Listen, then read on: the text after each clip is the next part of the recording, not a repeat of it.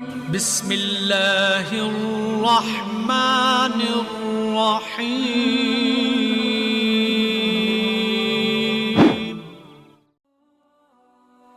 Assalamualaikum warahmatullahi wabarakatuh. Selamat datang kembali di channel Pendosa Bertobat. Sahabat beriman, sholat dengan pahala sempurna merupakan dambaan setiap muslim.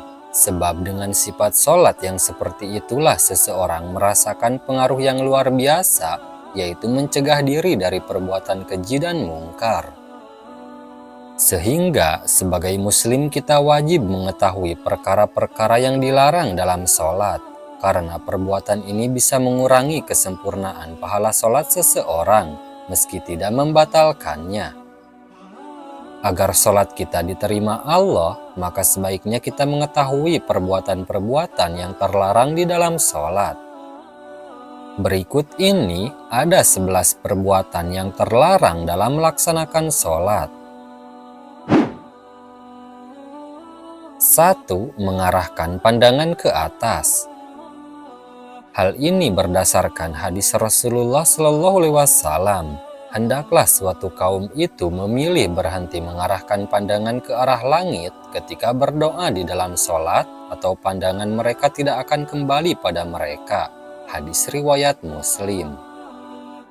Imam Nawawi rahimahullah mengatakan larangan ini sangat keras. Bahkan para ulama telah sepakat ijma akan keharamannya.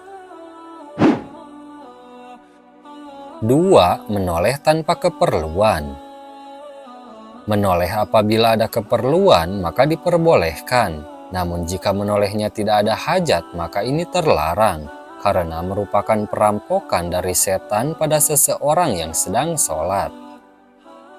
Ibunda Aisyah radhiyallahu anha bertanya kepada Rasulullah SAW, lantas beliau menjelaskan, itu merupakan bentuk pencurian yang dilakukan setan pada seseorang yang sedang sholat. Hadis riwayat Al-Bukhari.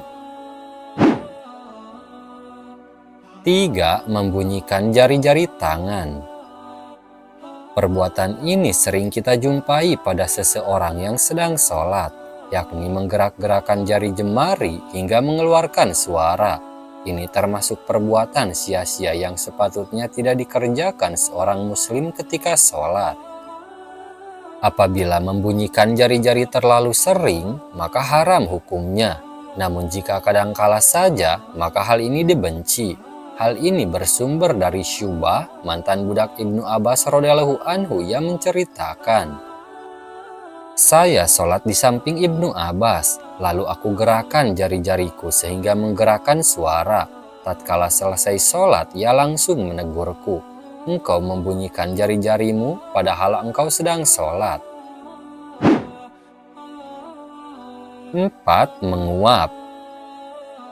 Hal ini tidak boleh jika dilakukan terus-menerus, karena apabila kita menguap, hendaknya menahannya dengan menutup mulut menggunakan tangan kita dan tidak membiarkannya terbuka lebar, sehingga setan dengan leluasa masuk ke dalamnya. Hal ini berdasarkan hadis Abu Hurairah radhiyallahu anhu, bahwasanya Nabi Shallallahu alaihi wasallam bersabda, menguap dalam sholat itu dari setan. Maka apabila salah seorang di antara kalian menguap, hendaknya menahan semampunya. Hadis riwayat Al-Bukhari dan Muslim. Perhatian, tidak disyariatkan mengucapkan ta'awudz atau istighfar tatkala menguap karena tidak ada dalil yang memerintahkannya, baik di dalam maupun di luar sholat. Banyaknya orang yang melakukannya bukan merupakan dalil akan kebolehan atau kesunahannya. 5. Memejamkan mata. Ibnul Qayyim rahimahullah berkata, bukanlah termasuk petunjuk Nabi Shallallahu alaihi wasallam memejamkan mata ketika sholat. Dalil yang menunjukkan hal ini adalah bahwa Rasulullah Shallallahu alaihi wasallam membentangkan tangannya ketika sholat gerhana karena ingin meraih setangkai anggur tatkala melihat surga. Demikian juga ketika beliau melihat neraka dan wanita pemilik kucing serta pemilik perisai yang berada di dalamnya. Begitu pula ketika beliau menahan hewan yang ingin berjalan di hadapannya. Lantas beliau Ibnul Qayyim menyebutkan beberapa hadis yang menguatkan perkataannya. Kemudian berkata, maka dari hadis-hadis ini dan selainnya dapat diambil faedah bahwasanya beliau Shallallahu Alaihi Wasallam tidak memejamkan matanya ketika sholat. 6. Membentangkan lengan di atas lantai ketika sujud. Karena sujud seperti ini laksana anjing ketika berbaring. Hal ini dilandasi sabda Nabi Shallallahu Alaihi Wasallam. Seimbangkanlah kalian ketika sujud, dan janganlah kalian bentangkan kedua lenganmu seperti anjing. Hadis riwayat Al-Bukhari dan Muslim. Dan sebagai orang muslim, kita tidak diperbolehkan menyerupai perbuatan hewan. Oleh karena itu, tidak selayaknya seseorang membentangkan lengan di atas lantai, karena yang diperintahkan adalah mengangkat kedua siku. 7. Merapikan baju ketika sujud. Maksudnya, mengumpulkan dan menahannya agar tidak terurai di tanah, dan masuk dalam larangan ini. Merapikan ujung lengan baju atau celana, hal ini berdasarkan hadis yang bersumber dari Ibnu Abbas radhiyallahu anhu. Ia berkata, Nabi Shallallahu Alaihi Wasallam diperintah untuk sujud di atas 7 tulang dan dilarang dari merapikan rambut serta pakaian ketika sholat. Hadis riwayat Al-Bukhari dan Muslim.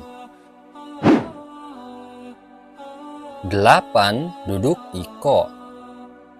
Duduk iko adalah duduk dengan posisi pantat terletak di antara dua betis, yaitu dengan menempelkan pantat di tanah, lalu mengangkat kedua betis serta meletakkan tangan di atas tanah.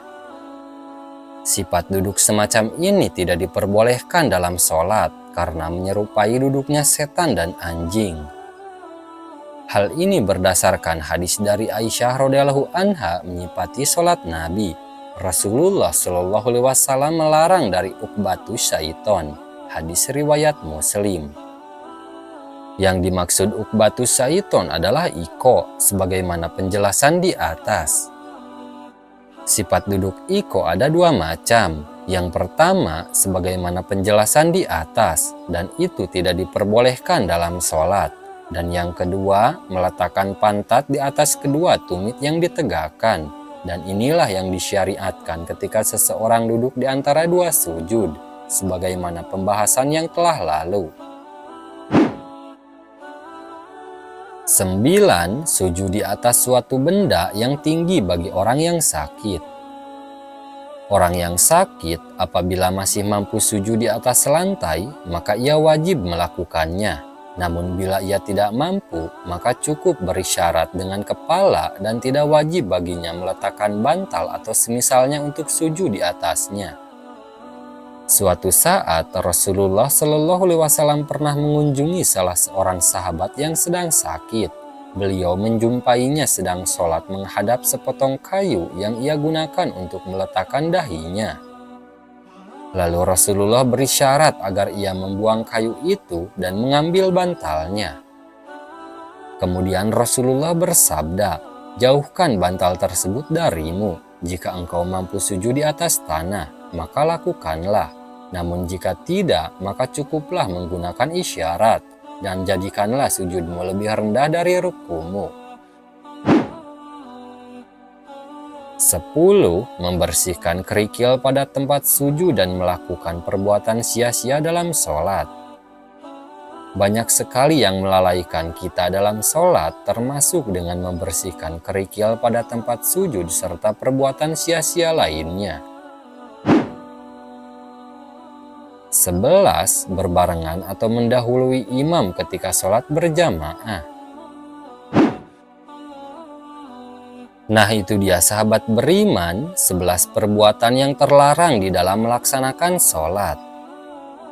Assalamualaikum warahmatullahi wabarakatuh.